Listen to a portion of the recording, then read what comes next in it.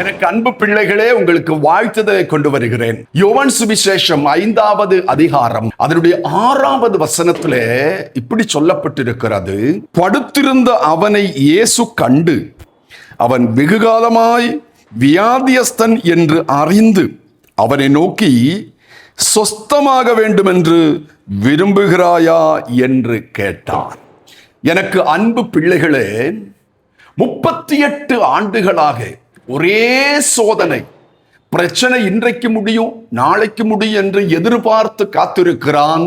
ஒரு நாள் 2 நாள், ஒரு வாரம் 2 வாரம், ஒரு மாசம் 2 மாசம், ஒரு வருஷம் 2 வருஷம், நாட்கள் தாண்டினது.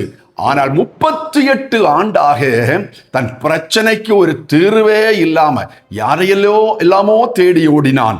பணத்தை நம்பி, மனிதர்களை நம்பி, உலகத்தை நம்பி, ஆரோக்கியத்தை நம்பி, செழிப்பை நம்பி, அதிகாரிகளை நம்பி, சொந்தங்களை நம்பி அவன் வாழ்ந்தான். ஆனால் எதிர்பார்த்த எங்கிருந்தும் அவனுக்கு உதவி கிடைக்கவில்லை. வாழ்க்கையில சோர்ந்து விட்டான்.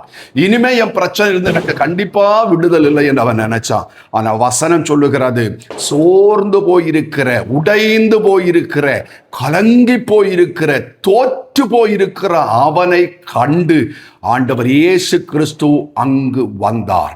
ஏராளம் ஜனங்கள் பெதஸ்தா குளத்தண்டையிலே படுத்திருக்கிறார்கள். அவர்களை யாரையும் தேடி ஆண்டவர் வரவில்லை. அந்த ஒரு மனிதனை தேடி ஆண்டவர் வந்தார்.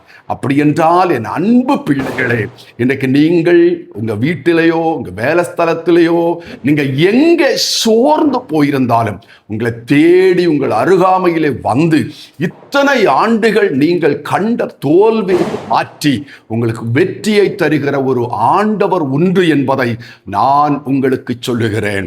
ஆமென். அந்த மனிதனை படுக்க எடுத்து 38 ஆண்டுகளுக்கு பிற்பாடு நடக்கச் செய்த ஆண்டவர் உங்கள் வாழ்க்கையிலேயும் ஒரு உயர்வை தருவார் என்று உங்களுக்கு நான் ஆறுதலாக சொல்லுகிறேன். ஜெபிப்போமா? எங்கள் அன்பு பிள்ளைகளுக்காக பிதாவே உம்முடைய பாதத்தில் வருகிறோம். கேளுங்கள் கொடுக்கப்படும் என்று சொன்னீரே.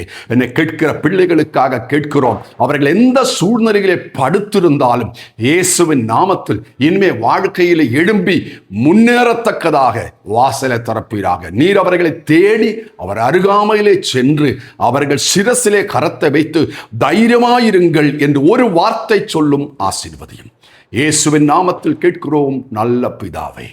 ஆமென். தைரியமா இருங்க, நம்புங்க, விசுவாசிங்க. God bless you.